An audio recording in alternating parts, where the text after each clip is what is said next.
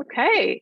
Hello and welcome to the Psychic Eye Mystery Podcast. This is our very first one. I'm really super excited.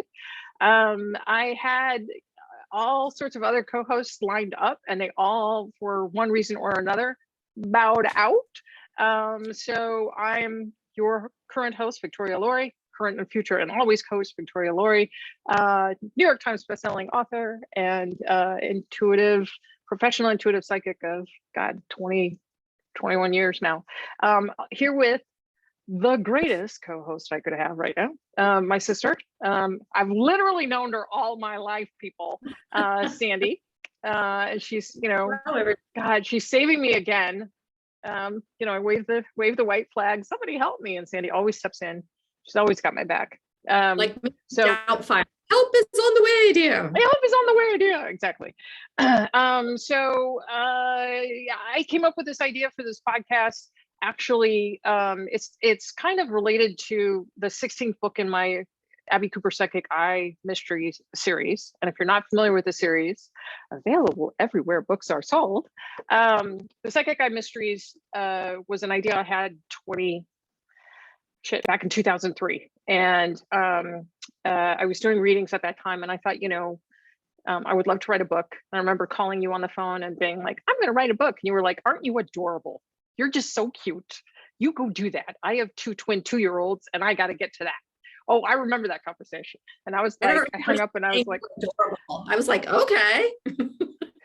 Oh no, you were like, I got to get off the phone because Matt and Sandy has now two 21-year-old twins. And at the time they were divide and conquer. So they were like little demon babies. Yeah, yeah, they still are. They have not, let go of that habit. So, I thought, how cool would it be to write a book, a mystery? And I'm like, gosh, what should my protagonist do? And then, it took me I'm slow on the uptake that way. And it took me a couple of days, and I'm like, oh my God, what if she was a psychic and she helped us solve crimes? And so I started writing that series. And if you're not familiar, the series is, I'm super proud of it, just because obviously there's 60 books in it now. So it's been around for a little while. It's done very, very well by me. And the fans love it. I love it. Yeah, and Abby's, kind of modeled after me. Not that I'm necessarily knocking on the door of the FBI and being like, I am here to save the day. But it's about a psychic, Abby Cooper, who's around 30 when the series starts, and I finally have aged her up to I think she's 40 now. Ugh, she's so old. Yeah, and she's now with an FBI agent, Dutch Rivers, and they are crime solving. And in the most recent book that I wrote, and I know, guys, you're waiting for the 17th book in the series. I know. That's next on the agenda. I pinky swear. So in the 16th book, Fated for Felony, Abby ends up on a podcast with a big time skeptic, Mike Toscano, who's the podcast host of the Toscano Files. And I love this story. I loved writing the book, and I love the story. And it's really interesting to me that this has been the one that the fans have they've been all over. And I think honestly that is due to the fact that I took great pains throughout the investigation for Abby to detail specifically what was going on in her mind. So the way my particular intuition works is mostly through pictures and images, and everything's a metaphor. Everything's a freaking metaphor. And so in laying out the various clues that Abby comes across in order to solve this crime, I had to translate the picture, the image, into English. And you would think that's super easy. And it honestly, it's a skill all its own. Think about your dreams, right? You wake up and you're like, I don't know what this means. So I always remember the dream that you told me, Sans, years and years and years ago, where your house was on fire and you couldn't find the boys. And you were panicked because you kept having that dream repeated. It kept coming up. And I was like, and you finally told me about it. You were like, do you think my house is going to catch on fire? And I'm like, no, but you are worried that you're going to lose your job, AKA you're going to be fired, and you are about to be a single mom. And how are you going to provide for your kids? That's what the dream is about. So like, sometimes you have to step outside of like these scary images, these scary kind of fear-based images in your dreams and go, okay, what does this like literally, it's like hieroglyphics, what does this literally translate to? So anyway, Fated for Felony is available on Amazon, and the rest of the series is available everywhere books are sold. Book 17 will be out sometime soon. As soon as I write it, it'll be out. Yeah, so this podcast is going to be devoted to looking at mostly historical mysteries, unsolved. Sandy or my co-host, whoever I recruit, AKA tied to a chair, kidnap and tie to a chair and don't feed or give water to, provide anything until they read a case study for me that I can then intuit on.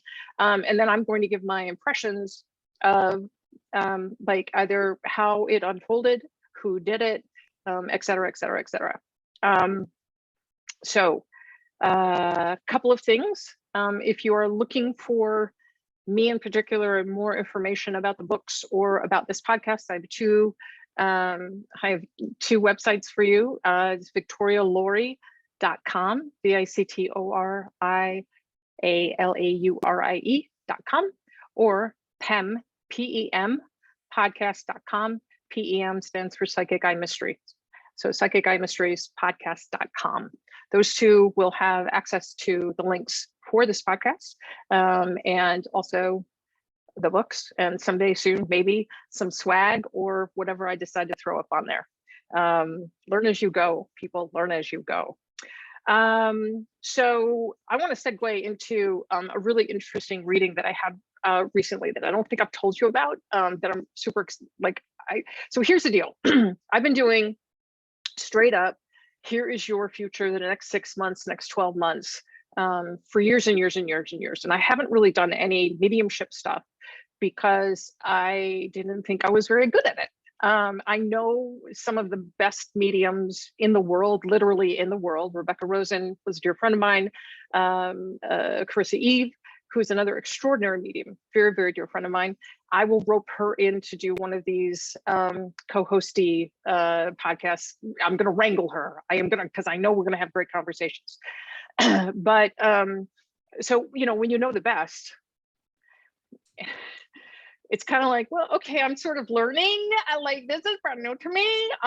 So, you know, you don't necessarily feel that even if you get a little bit of a hit from someone on the other side, that it's like worthy, right? Worthy of charging people money for. Well, a couple of months ago, gosh, almost a year ago, I think, I started teaching Intuition 101 to some of my fans who signed up for classes, and I did that for like, I don't know, 8 months straight, you know, a class a month, and now I'm burnt out. So if you're looking to take my course, you can't. I need a break. You missed it. I know, yeah. Oops, it sucks to be you. Yeah. You know, I love my students. My students are amazing and fabulous and incredible. You can find a group of them on Facebook, Victoria's Vixens. So if you want to kind of look at the chatter that's going on, you can do that. I don't know if they'll let you join, because I think that they're like, well, you have to have graduated from my classes, and since I'm not offering them right now, you lose, but you can still look at their chatter. Anyway, I hope they're not upset that I'm like, yeah, everybody go look. Hold on a second. I took your classes. I'm not in the Victoria's. Yeah, no, you were so good. You were so good. This one, that's not why I'm saying this. Where she doesn't have an intuitive bone in her body, right? We get to the, okay, so where do you think this person is traveling to? And she's like, a farm located here. And this will be, and you know, like jaws drop, right? Including hers, which I thought was hilarious. Anyway, I'm not part of Victoria's Vixens, which is like, what happened? I like excluded again. Yeah, exactly. Exactly. Anyway, so I was teaching this class, and one of the techniques that I taught was a technique that Rebecca Rosen taught me, which was automatic writing. And it's a way to kind of tap into energies on the other side. So in teaching this class, of course, I have to kind of practice it to show people like, okay, this is what happens. And a door opened. And then my sister is a widow. And my brother-in-law, I know, we miss him so much. Steve was like the greatest. He really was. He was the greatest guy. He still communicates with me kind of constantly. Tell my love. And I'm like, dude, I'm in the shower. Boundaries. Dude, boundaries. He's like, I'm not looking, but tell her. And I'm like, oh. Anyway, so Steve kind of came in through the door and was communicating all of this stuff that we were able to kind of verify, which was really exciting for me because, you kind of don't know if it's sort of your own imagination until it gets confirmed or verified. So little by little, I've sort of been opening myself up in readings to allow deceased relatives to kind of come in. And I've had some, what's really funny is because this is so new to me and I don't really expect to be right when I'm like, who's Paula? Who's Paula? And they go, my mom. And I'm like, no way, really? I'm like, no way. And my clients are like, wait, you're supposed to know what you're doing, right? Oh yeah, absolutely. Yeah, I knew that. I'm just caution. Yeah, exactly. I do this all the time. So I had a reading not too long ago with a woman and pulled her mom in, verified right away that it was her mom. I don't remember if I got her name or not. I don't think I did. But like there were other details that really lined up. And right away she said cancer, and that was right on the money. And I said, in my mind's eye, I kept seeing this woman tapping her head. And I said, oh, did she have a brain tumor? And my client said, no, it was pancreatic cancer. And it's so weird when you're being shown one thing and your client is confirming another, right? And I'm like, okay, did she have a stroke? Because this woman's continuing to tap on her head, right?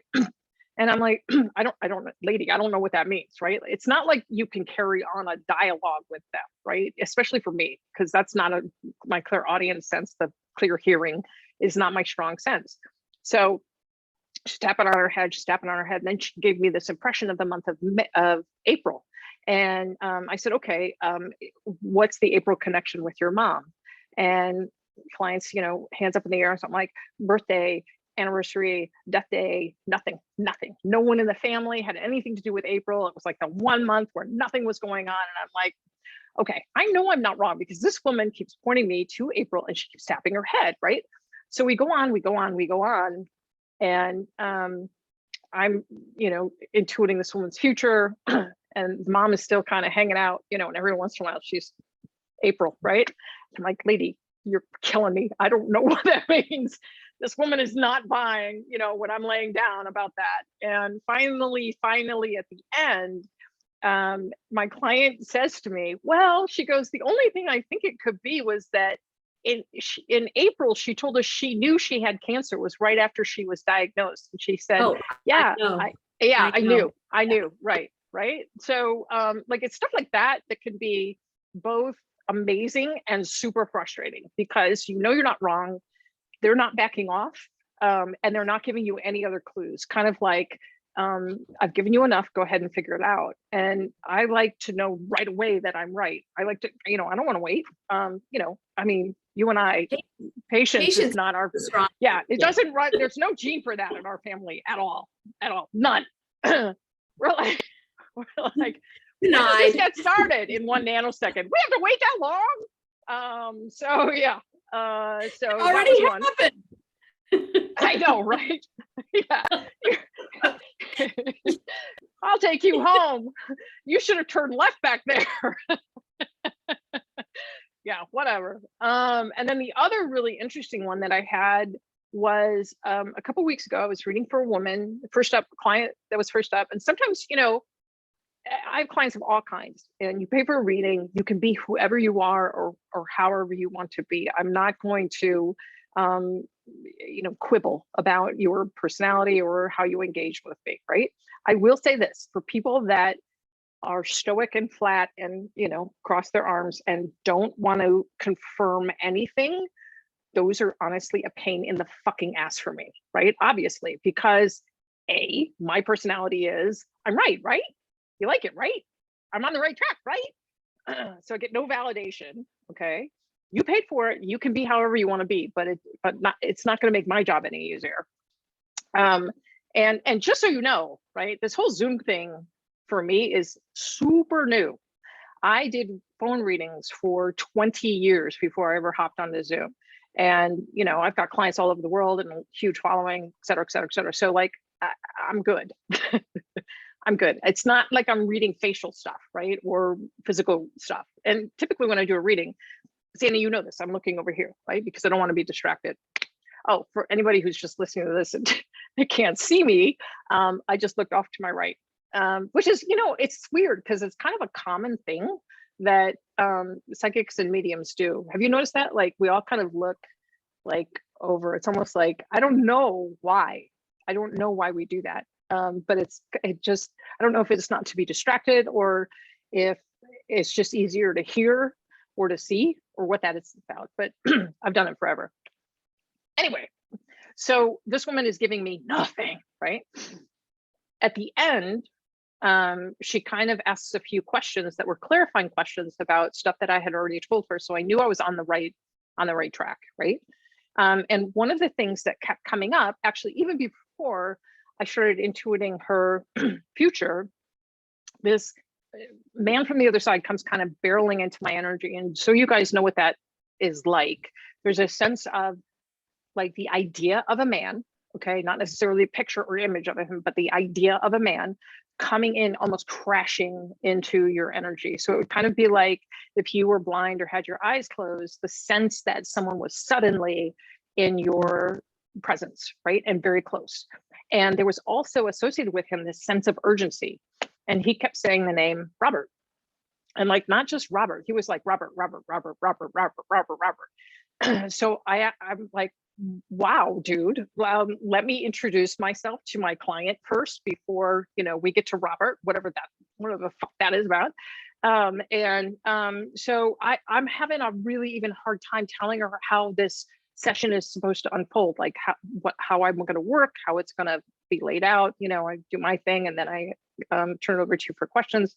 And meanwhile, this guy's just yelling Robert at me. So finally, I said, before I even begin, I said, who is Robert from the other side? I said, did you have a father or grandfather named Robert on the other side? She's like, in her head, no. And immediately I think, you're lying. You're a liar, right? Because like, he's so insistent, Robert. So, I tried Bobby, an R, like Richard, like anything. Nope. And I said, okay, he was connected to the military. Nope, nothing. And there were a couple other things and just not acknowledging it. And I kept thinking like, you're killing me, lady. You're killing me. Cause I know this guy is giving me this information and it's really specific and it's really detailed. And I know I'm not wrong. So give her the reading. We never figured out Robert. Move along to the next client whose name is Mark, right? So Mark is first time client of mine as well. I, give him the lowdown. I always ask my clients, please say your first and last name out loud and follow that with the date of your birth. And the only reason I do that, and I've heard so many lay people kind of interpret what that means, right? Like, oh, you're reading my numerology. No, I'm not. I don't give a fuck. I will forget that as second I write it down. Me. I'm sorry? You're Googling me. Yeah, exactly. Right. Exactly. Yes. I while you're on the screen with me, right? Yeah. I have the nanoseconds, 10 nanoseconds to Google you and find out all of your personal information, especially all of the details that I'm going to give you in this reading. So bullshit. Anyway, so I do that specifically just to paint a target, just to say, okay, I will be reading for the only Sally Smith born December 15th, 1975, right? That's the person that I'm reading to. That's my target. So anyway, so I asked this guy for his first and last name and his birthday, and he says Robert blank, right? I'm not going to give his last name. And I'm like, hold on. I'm like, hold the phone. I'm like, your name is Mark. And he's like, yeah, that's my nickname.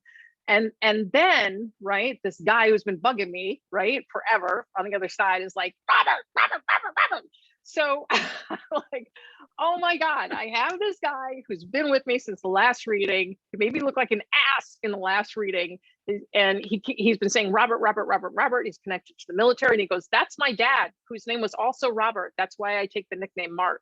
And I'm like, holy fuck balls. Oh my God, we have a winner chicken dinner. So this guy was so full of really specific and fun and fabulous information. One of the things that I thought was really amazing was he kept showing me a breakfast buffet in the mountains, and I couldn't figure that out. I'm like, I don't know what you want me to say, dude, but I'm not gonna say breakfast buffet in the mountains. Like, that just sounds stupid. And, you know, like I'm having this internal argument with this dead person, right? And so finally, I said, okay, Mark, what is the deal with your dad and the mountains and something about breakfast? And he goes, oh my God. He goes, my dad for years would tell me this tall tale of some treasure that he buried in the Pancake Mountains. And I was like, oh, you know, so stuff like that, I think is just so fascinating. I couldn't make that up if I tried, you know, and I'm pretty imaginative, but I could not, like, breakfast in the mountains connected to, like, that's not random. That is so super specific. And, you know, to kind of have validated like that and have him hit right on what I was talking about, like he knew exactly what his dad was referencing, which I thought was so cool. Did you tell poor Mark where the treasure is, or does Robert not? No, he didn't. He didn't offer me the treasure map or anything. Bastard, you know, he came in and ruined him reading for me, and then he withheld the information of where the treasure is. You know, where the treasure is. Yeah, you know, it sounded to me like it was a tall tale. I don't know that there was actual treasure buried. You know, we're gonna have a flood of people now who are like, let's go, you know, calm the Pancake Mountains. I don't even know where. I've never heard of the Pancake Mountains. I don't even know where they are. Yeah, you know, weird name for, you know, maybe like it almost sounds like they're flat mountains, right? And that's an oxymoron. So I don't know.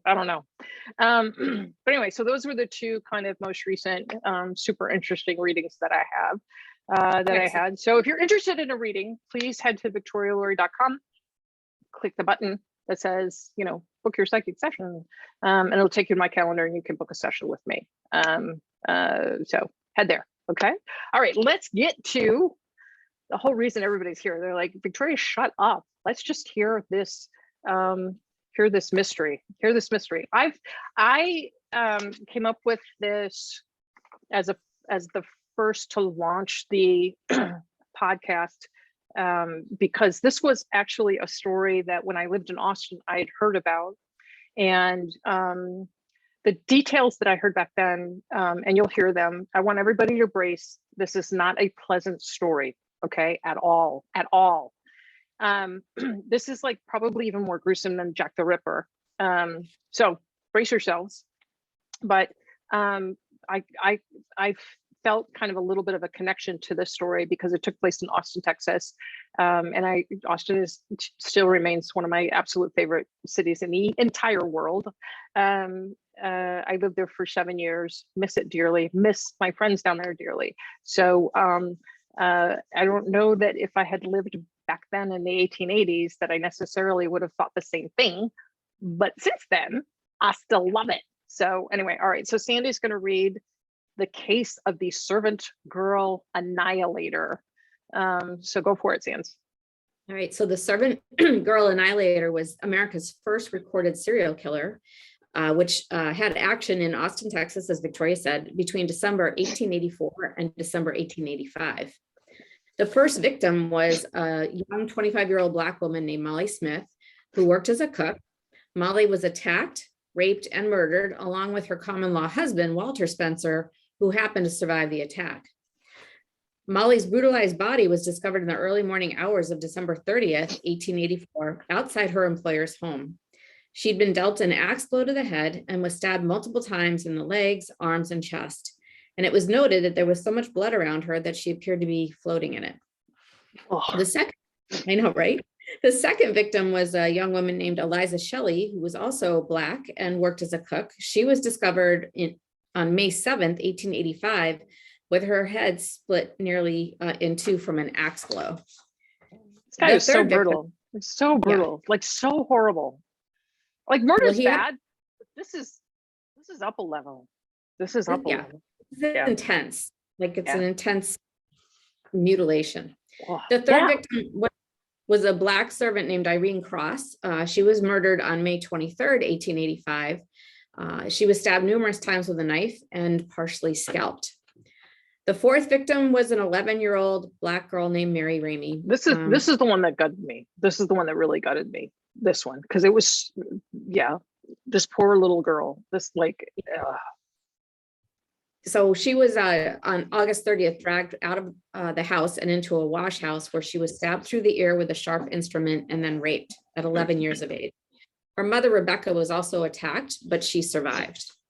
The fifth and sixth victims were a young unmarried couple, Gracie, Vance, and Orange, Washington, who in September 1885 were found dead with their heads bludgeoned. And according to the Austin American Statesman, Gracie was almost beaten to jelly. During that same month, two other women, Lucinda Body and Patsy Gibson, were also attacked, but fortunately, they both survived. The seventh and eighth victims, Susan and were Hancock, unable to identify who had attacked them. Right. I know you haven't included that detail, but that was something that when I was doing some research, like why wasn't there a description, or why were there so many different descriptions? He brutalized these people. He bludgeoned them so significantly that they didn't really have a clear memory of who attacked them. The seventh and eighth victims, Susan Hancock and 17-year-old Eula Phillips, who, unlike the Annihilator's previous victims, were both white. Just before midnight on Christmas Eve, December 24th, 1885, Susan was dragged from her eldest daughter's bed through a window and then murdered outside the home with an axe taken from a nearby woodpile. Her head was cleaved in two and a spike had been driven into her brain through her right ear, indicating that the killer was likely left-handed. Eula Phillips was murdered about an hour after Susan's body was discovered in the early morning hours of Christmas Day. Eula's head had also been cleaved by an axe, again taken from a nearby woodpile. She'd been raped, but the killer had also taken time to pose Eula's body by laying her on her back with her arms outstretched and a large piece of timber across her arms, almost as if she'd been crucified. Susan's husband, Moses Hancock, and Eula's husband, Jimmy Phillips, were both put on trial for the double murders. The theory being that they had conspired together to murder several Black servant girls as a cover to eventually get away with murdering their wives. Phillips was found guilty and convicted to serve 7 years in prison, but his conviction was overturned within 6 months. Hancock's trial resulted in a hung jury. Over 400 Black men were arrested, questioned, and eventually cleared of the crimes, yet no one was ever identified as the true killer, and his identity remains a mystery to this day. There are some strong theories about the killer based on circumstantial evidence.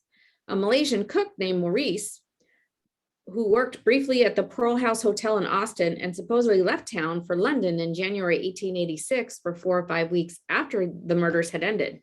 He was strongly suspected because 6 out of the 8 murders occurred in the immediate neighborhood of the Pearl House. Interestingly, Jack the Ripper began murdering his victims in November of 1888, and there are theories that Maurice could have moved his murder spree from Austin to London. This theory seems to have some traction, as Shirley Harrison, the author of Jack the Ripper, The American Connection, claims that the Annihilator and the Ripper were one and the same. Nope. However, instead of... Sorry, nope. Yeah, try again. However, Shirley Harrison's theory is that instead of Maurice, she identified a man named James Maybrick, who was a wealthy cotton merchant, as the culprit. The reason that Harrison believed Maybrick might be the killer is based upon Maybrick's own journals, which included confessions of killing prostitutes. And on one page in his journal, he had signed the page Jack the Ripper. Also, Maybrick was in Austin on the dates the Annihilator was murdering his victims. But Maybrick died in 1889, probably of poisoning, possibly done by his wife. And both murder sprees happened to end coincidentally. There is a third theory that suggests a 19-year-old Black man working in downtown Austin as a cook named Nathan Elgin was the annihilator, solely for the reason that he was shot and killed by police in February 1886, after he had dragged a woman out of a saloon where he'd been drinking and was attempting to stab her. After experiencing the terror of having a serial killer in their midst in 1895, so 10 years later, the city of Austin purchased and erected the Austin Moonlight Towers, which were 165 feet tall with a 15-foot foundation, and a single tower could cast light in a 1,500-foot radius, or enough to read a watch by. Which at the time, that technology, kind of astounding, right? Like, this is how badly this guy terrorized this entire capital city. You know, the expense of bringing these towers down had to have been, you know, for basically what was even though it's a capital city, well, it was basically a small city at the time. I mean, Austin's still only 800,000 people. It's growing exponentially by the minute because it's the coolest place on earth to live. But you know, even back then it was fairly small, and you can walk across it in like an hour. It's very condensed. It's like Denver. It's a condensed kind of city, and to this day it's still lit up.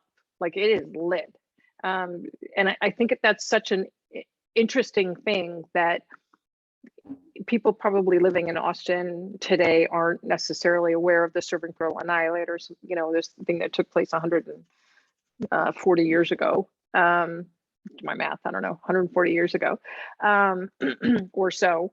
But the legacy of that, the effects of that are still seen literally today with how well Austin is lit up. And you know, it's there are lots of bars down there too, so it's lit. It's lit. It's lit. It's a great place. It's absolutely great. I love Austin. Okay, so thank you, Sans, for reading that. I just wanted to note that sources, Sandy and I kind of looked to sources for this information to bring to you. We looked at Wikipedia, Mental Floss, the Austin Statesman, the Austin American Statesman, basically the same thing. A book by Skip Hollandsworth, The Midnight Assassin, Panic, Scandal, and the Hunt for America's First Serial Killer, and Shirley Harrison's Jack the Ripper, The American Connection, for our source material. I'm sure there's, you know, some other stuff in there that I picked up kind of on the fly and threw it in there as well. But if you want to read more about it, those are some sources that you can go and kind of look at. So when I was first contemplating the idea for this, it was a huge challenge for me because I'm a future forecaster. I don't tend to look back because my whole philosophy is, you know where you've been, you probably don't know where you're going. You probably, you know your past, you know your history, you don't necessarily know your future. And that's why I always look forward. So number one, that's really outside of my wheelhouse to look back. Number two, I had an impression that I was under the impression that in looking back at something that took place a long time ago, right? Even a couple decades ago, it might be like looking at an old abandoned house, right? And you walk in and the wallpaper is, you know, faded and you can't even make out the pattern because it's so faded. Like, you might be able to detect one or two little small details, but nothing necessarily specifically clear. So when I actually tuned in on this case, I was blown away that wasn't at all the impression that I actually had. It was absolutely like walking into a house with freshly put up wallpaper. You could see the pattern, you could see the detail. There was so much information and time, and the fact that all of these people have died. All of these people that were there at the time are long gone, long dead, including the murderer. And to have it so specific and so detailed was really, really fascinating to me. So as just an experiment, this was fucking cool. Okay, really fucking cool. So when I tuned in, the very first impression that I had was kind of the physicality of this guy. And I know that there's been some theories kind of tossed around there where it could have been more than one killer. And I did not feel that at all. I felt it was one. I felt that all of the murders that have been documented were done by the same individual. I don't think that there was a copycat. I don't think that there were,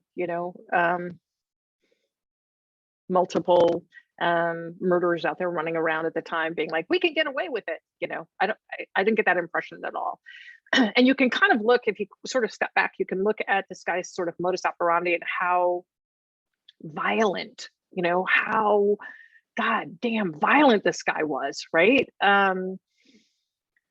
That these had to have been kind of the same guy. And this theory about him being like Jack the Ripper, one and the same. I'm like, Jack the Ripper took care to kind of dissect his victims in a way. He would peel off their skin. He would look at their organs, things of that. Oh yeah, Jack the Ripper. That's why it was called Jack the Ripper, right, Sands? So my sister's making a like, oh, this is disgusting face. And it was, right? He was, yeah, I know, yeah. I told you this was gonna be brutal. And it just doesn't, it's not the same. It's not the same. This guy was into very hard blows about the head, or multiple stab wounds or spikes in the head. Like this was a whole other level of violence, right?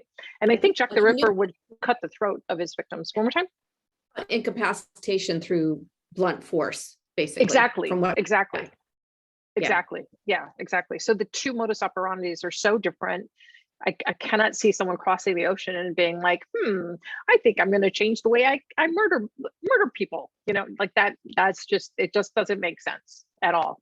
And going from Texas to London, like, don't you think you'd stop somewhere along the way? Right. Right. And the cotton merchant, I'm sorry, I'm not buying it. I'm really not buying it. He was bragging about murdering prostitutes. These were not prostitutes. These were women.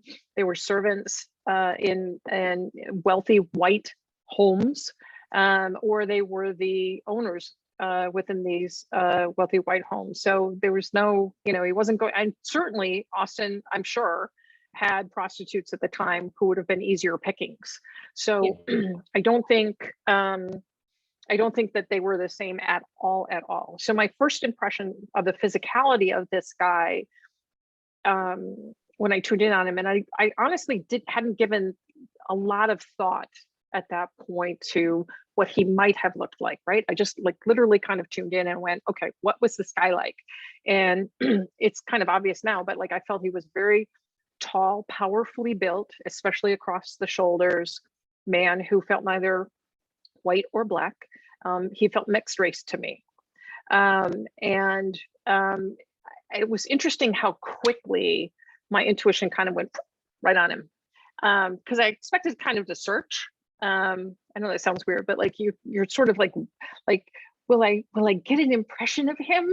Oh, let me search the ether, and it was just like, boom, he was right there, which I found really interesting. And my next impression was of the idea, it's not necessarily that I smelled this, okay, but your brain remembers distinct things like smells, right? So I had the idea of the distinct smell of horses. How there's that sort of sweet musky scent to them. They eat oats and they eat hay, and there's kind of that sort of sweet musky scent that's coming from them. And then I had this idea of horse hooves, the clopping of horse hooves across the dirt. And then I had a distinct impression of hammering, of the pounding of a hammer on an anvil. And that's when it went, boop, he's a blacksmith, boom, right then. That felt just solid to me. Of course he's a blacksmith, duh, right? It makes so much sense when, after I wrote down my impressions, when I kind of stepped back and I'm like, well, yeah, this was a man who was cleaving heads in two. And that takes precision, accuracy, and a whole fuckload of force. So for someone who's wielding a hammer all day, yeah, that makes sense that he was a blacksmith. And then the which Plus, victim I'll was just it? say that he's using like a heavy instrument like an axe, right? Yeah, Whereas the Ripper was using something light, like a right, knife. right, Completely right. different ways of injuring someone. Occupations, yeah. And then, you know, when I look at the fifth and sixth victims, Gracie, Vance, and Orange, Washington, right? So they were murdered along, and two other women were bludgeoned into unconsciousness.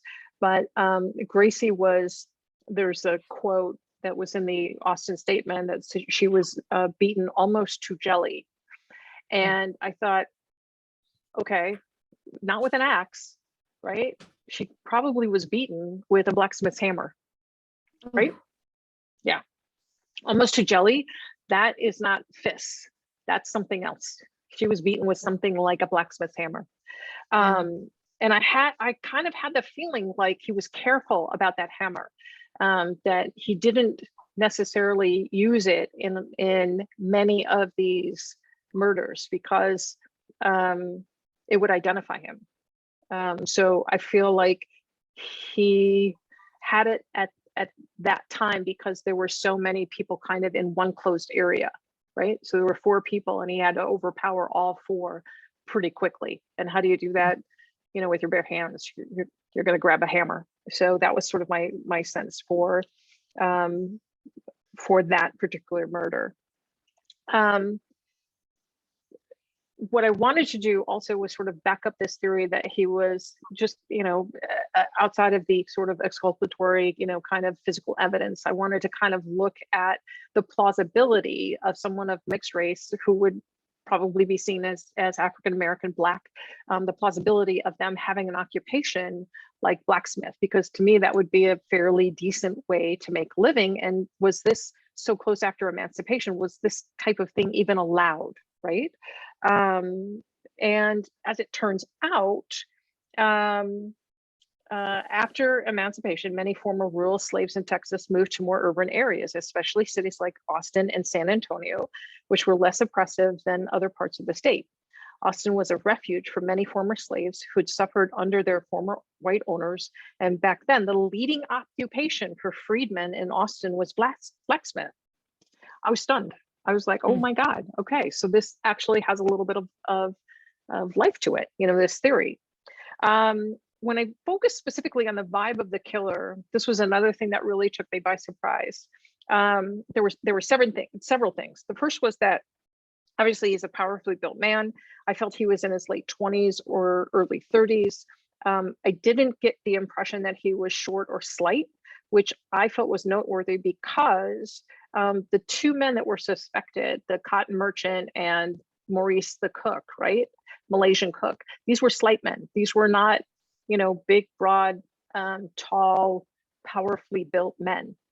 Could they have overpowered a woman? Sure, you know, sure. You carry an axe, you cleave them in 2, yes. But when I was thinking of Hancock, who was literally dragged out of bed, out through a window, right, where she was then brutalized, that takes some significant strength.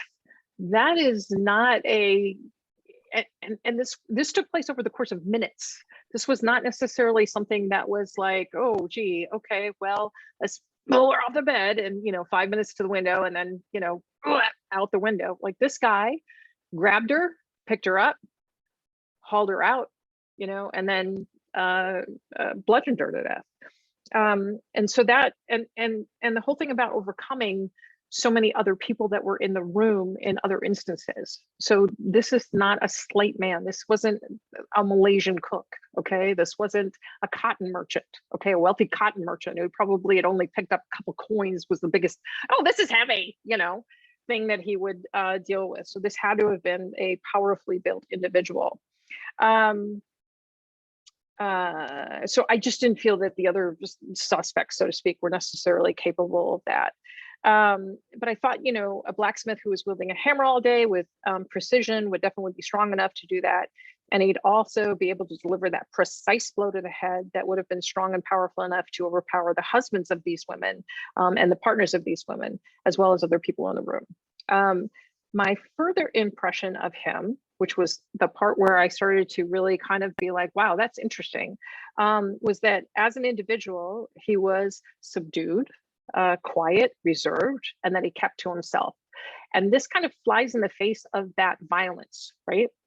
There's an expectation, I think, that we have that someone who commits acts of violence like that is going to be someone we can easily identify, like the raging lunatic in the corner, right? Like we want to be able to kind of go amongst ourselves, the populace, and be like, oh, that guy looks like he's a big, bad, dangerous, unhinged individual.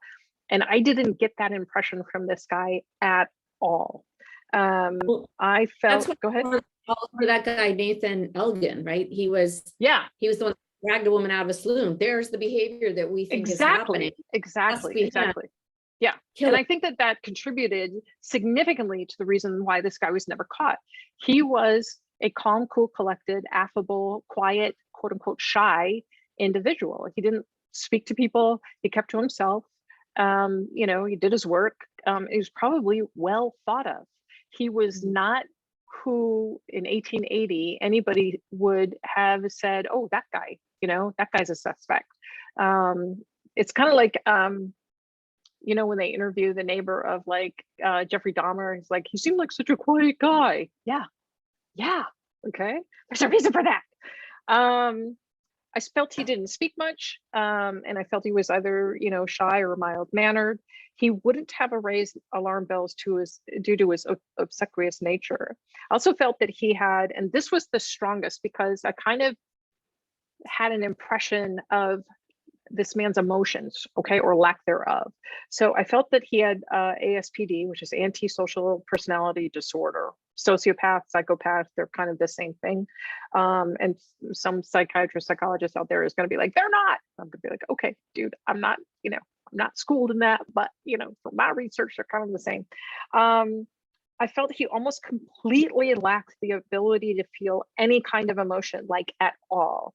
To my intuitive mind, there was a nothingness to him, a total inability to feel love or hate or anything in between, except for the singular emotion of something akin to satisfaction. That's it. And it was this feeling that he chased after while committing these horrific murders.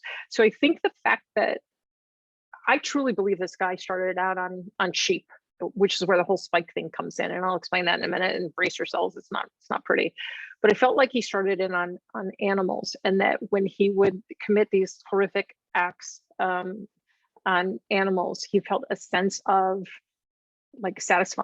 something that was satisfying to him. And that was an emotion. So when you go your whole life and you don't feel anything, nothing, no love, no hate, no anger, nothing. And yet there's this tickle of something that creeps in, that can be intoxicating, that can be addictive, that can be the thing that you want to keep chasing. And that's what I feel happened to him. I also felt like he was he took great pleasure in being the voyeur and stalking these women. And I feel that he took great pains to do that over a period of time. And one of the things that I read in the Statesman about that time and about the murder scenes was that no one reported a dog barking. And dogs were prolific. They were in the backyards, next to the woodpile, next to the axe that he used to murder these poor women, men and women. And none of the dogs barked. So this guy who's around animals all day, is around horses, and I felt that he came from a large farming family. He would have known his way around animals, and because he was so calm, because there was no emotion coming from him, I don't feel dogs picked up on that, right? I don't feel the dogs picked up on him as a threat. And for sure, I'm sure he probably brought treats for them and got to know them, so that when he approached, of course they're not going to bark. Of course they're going to be like, oh, look, here's the guy that's going to give me treats, who doesn't feel angry or upset or afraid or there's nothing coming from him that would alert a dog to danger. And so I felt like that was why none of the dogs barked as a warning. And I also felt like the hardest one for me that he murdered was Mary Ramsey. She was 11 years old. And he really, Sandy didn't go into it, but he really brutalized her. Like it was just horrible what he did to her, because he had her for a period of time in the watershed. That to me represented a little bit of a turning point in his mind. He liked younger girls. He wanted to go after the younger ones. So Susan Hancock, who was the first white woman that he killed, was the mother of a young daughter, two young daughters actually, who had gone to a Christmas party. This took place on Christmas Eve. She was murdered along with Eula Phillips, were both murdered on the same evening, or one before midnight, one slightly after midnight.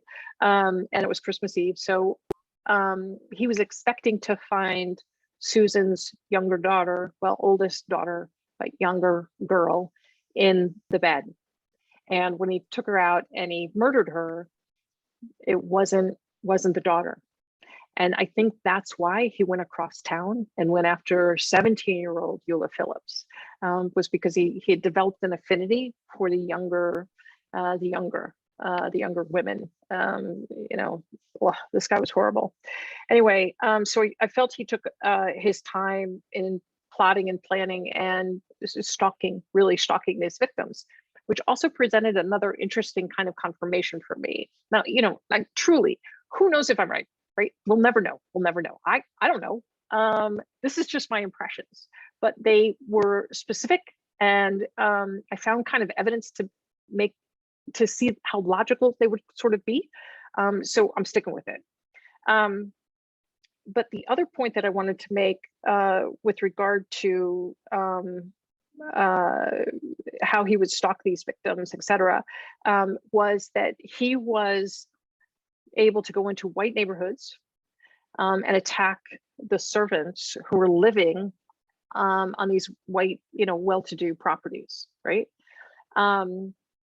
So I felt strongly that because there were some eyewitnesses that said he was Black, some eyewitnesses that said he was white, and that made sense to me. That my first impression that he was of mixed race and could probably pass for white, but lived in a Black household. That made sense to me because he could go into these white neighborhoods as someone who wasn't suspicious, looking kind of almost like a relative stranger amongst these homes. But because he could also pass for white, I felt like he did. I feel like he passed for a white man. So the mixed race thing, I felt was like another check plus. The spikes. The spikes. He used these spikes, I think, in 5 of the murders. He actually used these spikes in 5 murders, drove them into the sides of his victims' heads. And this again was the connection back to the sheep. I had this distinct impression that the spikes were developed as a way to send victims, the sheep, whatever, into convulsions, right? Not necessarily kill them, but send them into convulsions so that as he was raping them, he could get a level of satisfaction. And so that I felt was something that he had translated from his time of, basically murdering sheep to get jacked off, and translating that onto the woman that he murdered. But I felt very strongly, since I couldn't find anything that suggested that anybody found one of the spikes at the scene. Everybody, there's mention, right, that they were pierced through the ear with something sharp and long, right, a spike of some kind. But there was no evidence that I could find that one of these spikes was found. And that to me was also key, because I felt that this guy actually made those specifically for that purpose. And who would make them but a blacksmith, right? They're metal spikes. Blacksmith is going to make these. So when I was tuning in on the spikes specifically, I felt that he made these, and I felt he also hid these in the wall of a well. So I got the impression of a well, and I felt like in my mind's eye, I saw like a brick taken out in the wall of the well, and a bundle of spikes wrapped in cloth and put into the well. And when I tried to follow what happened to this guy, why did he stop murdering after December of 1885, right? December 25th of 25th, yeah, December 25th of 1885. There's, of course, the theories he left town, he went to brutalize other towns or murder other women in other places, or, you know, he fled to Europe and became Jack the Ripper. I mean, it's kind of like, it goes against common sense to think that he just stopped, but I don't think he left town. I think he stayed in town. I think he was deeply rooted with a family, and I felt a large family within that Austin community. He had a damn good job as a blacksmith. He was one of only 16 others, 15 others, 16. He was the 16th at the time who were blacksmiths, according to the 1880 census. Why would he leave that, right? Especially when leaving town abruptly would probably cast him in the light of suspicion. What I felt instead was that his older brother, I had this impression that an older brother, an older sibling, actually discovered the spikes and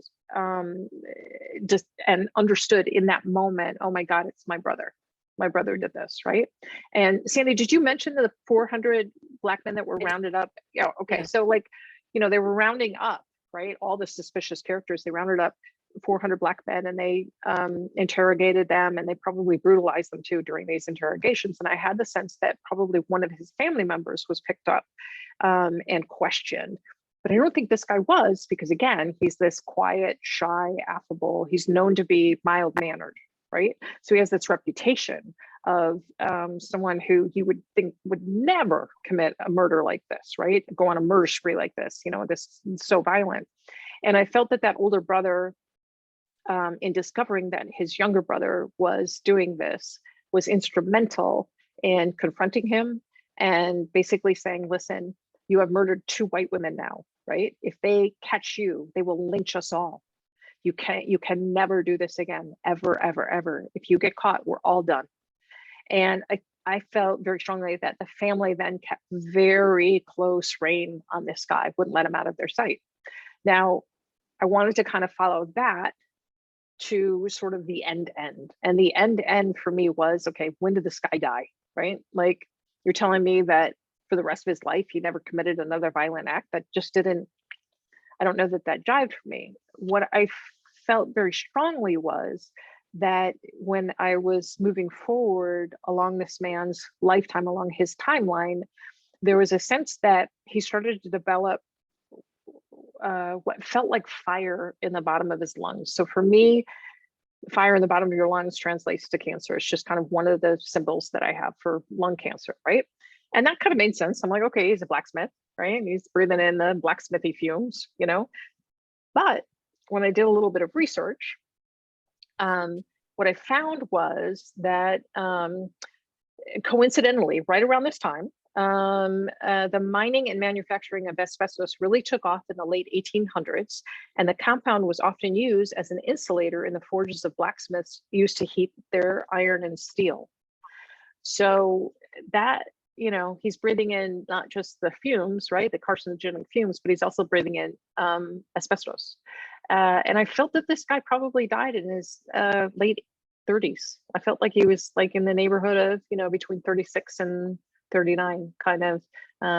Like I specifically thought of 38. I felt like he died when he was about 38 years old.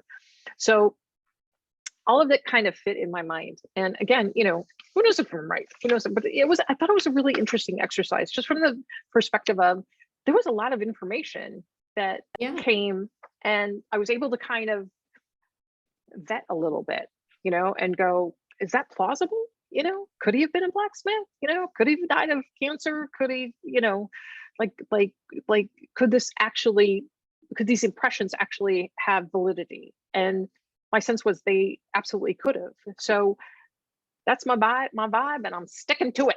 I'm sticking to it. Yeah. So I loved it. I loved the whole exercise. I thought it was really cool. So be anxious to do the next one.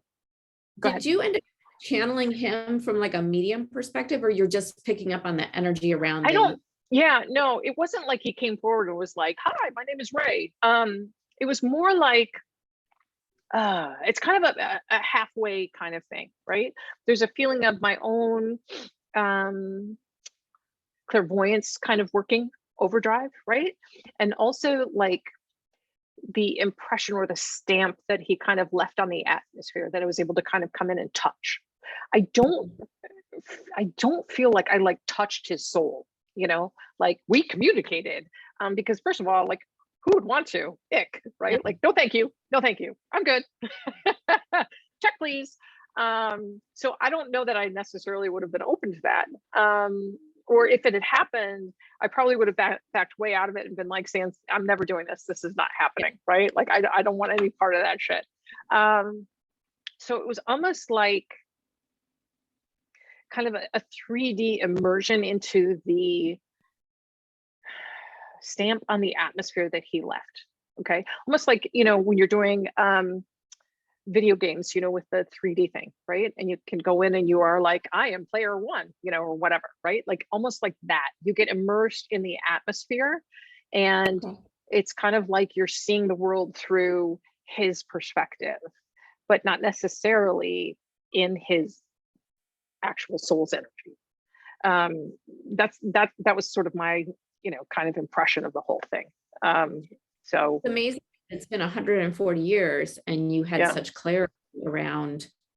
Yeah. Like the energy is still there, I guess, to be picked up upon. Yeah. Well, you know, it kind of like that lens treated, you know, that lens, the question, right? Like, is that going to be the same for every case that we look at, right? Is it, and what makes that so specifically clear? Is it the violence and the emotion associated with all of that? Or if you go looking for that shit, if you go looking for even something mundane, you know, can you find the stamp of it on that atmosphere and be able to kind of pull details about it? And that'll be kind of an interesting question that I'm kind of excited to sort of explore and see what the result is. Like that'll be cool. That'll be cool. Yeah. So yeah. So so let's get to I know that we've been doing like I posted to the Facebook, you know, fans of Victoria Laurie Facebook fan page. You know, if you could ask a psychic, if you were interviewing a psychic and you could ask that psychic some questions, what would you ask? So, you know, if you're curious about the life of a psychic, it's still, really, you know, like I've been in this profession for 21 years and it's still kind of like, oh fuck, I'm a psychic? Like, oh, that's weird. It's just weird. It's weird. Anyway, go ahead. What questions did you pull? So this one is from Christina Molnar. And she said, she asked, has it ever caused trouble for you to know things that you shouldn't know about someone or something? Oh, no, never. Oh, never. No, that has never complicated any of my interpersonal relationships ever. God, fuck. Yeah. Maybe I'm fishing here, but you know. Yeah, no, you know, like I think there's an impression that we go around and we're just like picking up all sorts of information constantly, you know, like we're a radio and we're just picking up, you know, different frequencies all the time. And that is so not, for me, I can't speak for, you know, anybody else, but for myself and for most of the other intuitives that are legit intuitives, legit professional intuitives that I know, that is not the case. We're not going in the grocery store overcome, okay, okay, by, you know, anybody passing us, you know, kind of thing. I don't like crowds because I'm not a big people person. I'm not a big fan of people. I'm an introvert, you know, I like my quiet, I like my solitude, but I'm not an open, you know, radar kind of, you know, ooh, what's this person do? However, there are times, you know, when I've been dating someone and they flat out lie to me and I know they're flat out lying to me. And you have two choices, right? You can be like, you're full of shit, you know, I need the truth. Or you can be like, okay, I know he's lying. I'll just let him have that, right? And it sort of depends, right? Like I've never necessarily been cheated on, knock on wood. But there are times when I know someone has lied to me in a way that's not necessarily about me, right? It's not necessarily to hide something terrible. And then there are times when someone has flat out lied to me and they're hiding a drinking problem, or trying to. Please. Okay, you don't even have to be psychic to know when someone's got a drinking problem. But anyway, so yeah, it can sometimes really cause havoc. But where I find that it's super hard is when someone that I love is faced with a difficult issue, and I will give them advice, not necessarily saying, here's my intuitive advice, but I will give the advice and they don't take it. And I'm stuck, right? Because I can't say, well, this is my intuition saying this, because then you've created a monster. And before they make any kind of decision about anything ever, they will be like, what are you feeling? And I've certainly had a few of those. And to allow people to kind of make that mistake, right? Just like ignore my advice and go ahead and make that mistake. That is hard. That is really hard. So it can kind of, wreak a little bit of havoc more in my own mind than necessarily with them. So here's my pain point with respect to you knowing things that you please tell your pain point about being related to me. Yes, please. I will. Trying to get you a gift for a holiday or a birthday or a special occasion is virtually impossible, because I don't look anymore. If you want to know, yeah, always. And it'd be so frustrating. Oh, did you get me a treat? No. Haven't even ordered it yet. I remember that too. And you jumped through so many hoops to get that for me. Oh, you poor love. Yeah. And I was like, boom, that's it. I don't look anymore. Like Sandy will say, I bought your Christmas present, and then she'll be like, don't look. So I have to consciously, like, even right now, just because we're talking about it and Christmas is next month, I'm like trying to back up. I'm really trying to back up. I kind of almost think I have a little bit of an inkling, but I'm trying to back up. Stop it right now. I'm trying, Sandy. I am trying. It's not like, you can pull the shade up and be like, I don't see anything, and then pull the shade down again. Please. Let's change the subject. I'll pretend I'm surprised. I'll just be like, oh, you didn't. You're amazing. Right. I know. Blah, blah, blah. All right. Blah, blah, blah. So another question, two women had a similar question, so I'm going to group them together. Okay. Amy Blackthorne wants to know, how do you differentiate between... Guys, if you don't want to book a reading with me, look up Amy Blackthorne. She is fucking amazing. She's awesome. Amy, high props. Sorry, go ahead. Amy wants to know, how do you differentiate between the voices of your crew from the doubts we all have as people? And Amy McKnight wants to know, how can you tell what is intuition and what is imagination or wishful thinking? There are times that it's really, really difficult, really, to differentiate those two. And I think for me, in the beginning, when I was first trying to work on my own intuition, it was impossible to tell. The only way I could actually tell was when it was confirmed. The information actually ended up happening. Something ended up happening. And even today, like, you and I have had conversations very recently about certain matches for me that I've been like, I don't know if this is wishful thinking or if this is my intuition talking. And what's been so amazing was that it's actually been my intuition, even when I was convinced it was not. And I've cried on the phone to you being like, this is never going to happen. And then, just be patient, Victoria. Anyway, so sometimes it can be really, really, really difficult to tell, especially the more emotion you have tied to whatever that thing is. If it's something that I don't have my own emotion tied into, or if it's not about me, it's really easy for me to tell. And that, I can't tell you why specifically, because it just feels different. It feels like it almost feels like a truth that I already know, right? It's like someone has already told me the answer, and we just have to wait for the big reveal. So the more that my emotion is kind of wrapped up into it, the harder it is for me to tell, and that can be super frustrating, for sure. But the less my emotion is kind of tied into it, like for stuff like you, for like business stuff for you, of course I love you and I want the best for you and I want like good stuff to happen to you, but I can check myself and be in sort of more business mode, psychic business mode, and be like, okay, you know, she really needs the truth. She doesn't need a lot of, you know, false encouragement here. So from that, I'm not false encouraging you. She give me this look like, have you been false encouraging me this whole time? No. Fuck. I knew that was going to open up a can of worms. Good. I'm good. Okay. Yeah. So Call you later. yeah, exactly. Right. Or do I have stuff to tell you later? Yeah. You know, so there's the ability to differentiate those two things. But when, you know, again, when emotions all wrapped up into it, it can be really hard. It can be really hard. And you just sometimes have to wait and see. It's the only way. So to wrap up, are there any ways for the intuitively curious to strengthen their own intuitive abilities or connect to a deceased loved one? Okay, so I will tell you how I started strengthening my own intuition. I started testing myself kind of on the reg.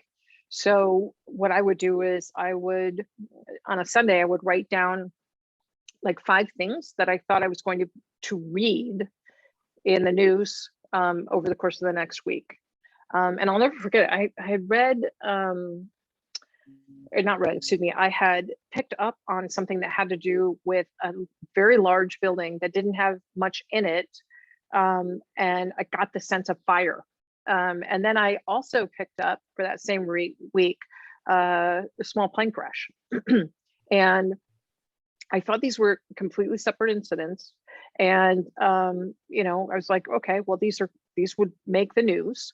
Let's see what happens. And what ended up happening was a small plane crashed into a warehouse and caused an abandoned warehouse and caused a big blaze. So that for me was like, okay, all right, there's something to this. So I think that just as an exercise, because intuition isn't something that you can meditate on and magically have, right? Like I don't meditate. I know a lot of people who do, but I'm bored. I'd much rather go for a run or lift weights or do something, you know, active than meditate. God, I can't think of anything more boring for me. If you like meditating, I'm not dissing on it. I'm just saying for me, it's just not my gig. So to strengthen my own intuition, I worked it like a muscle. And I found that the more you work your own intuition, the more you test it, the more you push it, the more you try and predict things, the better you will get at it. And that's risky, right? Especially when you're trying to pick up something on someone else, because you have to kind of say, I'm getting a feeling that, you know, tomorrow you'll have a flat tire, right? People will look at you like you've grown 3 heads. Trust me, I've been in this 21 years and I'm still like, yeah, so I'm a writer and a psychic, you know, like it's still hard for me to, you know, put that out there, because nobody wants to be looked at like they're crazy, right? Like they're, you know, nutso. And, you know, Hollywood has done its thing with the professional psychics, right? The bangle wearing headscarf gypsy, you know, coming out of a trailer park thing, or fainting, you know, I'm getting a depression, you know, all that bullshit. So I think that just trying to come up with a few things that you will be reading in a news cycle, and it can be vague, or it can be specific, whatever you're feeling, just jot it down and then keep track of the news cycles and see what comes up. And I swear to God, you probably will surprise yourself. As far as connecting to someone on the other side, I love giving this little exercise, and the exercise is ask for a sign. Okay, not just show me a sign, right? You're driving by a stop sign and you're like, is that the sign? And then you drive by a yield sign, is that the sign? You know, that's not what I'm talking about. I'm talking about something very, very, very specific that might have been unique to that person, that you would not see every day. So a very dear friend of mine, Stephen Dr. Stephen Papp, who I still love and miss a lot. He was the inspiration for a character in one of my books, and he died of ALS, about a decade ago, I think, almost a decade ago. Just a phenomenal human being. So he passed away. He was originally from Argentina, and shortly after he passed away, I just wanted to know that he was okay. And so I said, okay, Stephen, show me an Argentinian flag. And I expected, like, maybe I would see it on the back of a bumper sticker, like or for a soccer team or something like that, right? A couple days go by, I haven't seen this Argentinian flag. I'm kind of looking everywhere, kind of cheating a little bit. Haven't seen it. About 4 days after I asked, I'm sitting on the couch, the news is on, and the big news of the day is we've picked the new Pope, right? The new Pope has been picked. Pope Francis has been picked. And, the white smoke is coming out of wherever they're kept, right? When they're voting, right? And the white smoke comes out, they picked a Pope, it's Pope Francis. And I'm just kind of like, dully eyeing the screen. And they show Pope Francis on a huge stage, and behind him is the most enormous Argentinian flag, because he's from Argentina.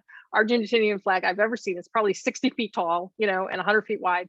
And I'm like, oh my God, Stephen picked the Pope. So like, that's what I mean. Like, pick something super specific. Another like favorite little anecdote that I have about that specific exercise is a dear friend of mine, who's also a regular client of mine. His mother passed away. He was really missing his mom. And he said to me, Victoria, I just don't feel her around me. He said, my husband feels her around me, but I don't feel her around me. And he was kind of devastated, like, why would my mom go to my husband and not come to me, right? Because they were super, super close. And I said, okay, Kevin, here's the deal. Sometimes when you are so deep in your sadness, it's very difficult for someone on the other side to kind of reach you where you can feel, right? Because you're just like, oh, okay, you're just sunk so low. And their touch is light. And if you're feeling so much sadness, you're not necessarily going to feel that light touch. I said, so you got to pick a symbol. And he's like, well, like what? And off the top of my head, I said, flamingos. Just think of flamingos. Your mom lived in Florida. You live in Boston.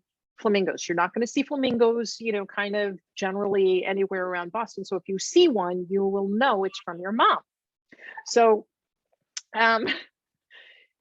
I'm emailing him, right? Because I start seeing flamingos freaking everywhere. I'm in Michigan and I start seeing flamingos everywhere. Like I'm driving by a gas station and there's like a flamingo is their logo, right? In the, come in and get a cup of coffee or whatever. And there's a flamingo. And I'm like, wow, that's crazy. And so I just kind of started seeing, and then someone actually sent me a mug that had a flamingo on it. Like, it was crazy, right? So I'm emailing him and I'm like, dude, I'm seeing flamingos anywhere. I'm like, how about you? And he's like, nothing, like he's like crushed again. So I'd read for him late October.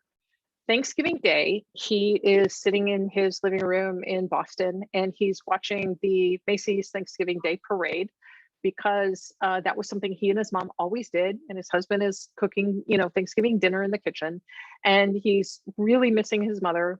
And he said, all of a sudden, across the bottom of the screen walked a cartoon flamingo, right? Carrying a banner that said, Happy Thanksgiving. And he like sat up and was like, Mom. So, and now he sees flamingos kind of everywhere, right? You could say, oh, well, he was, now he's like looking for them.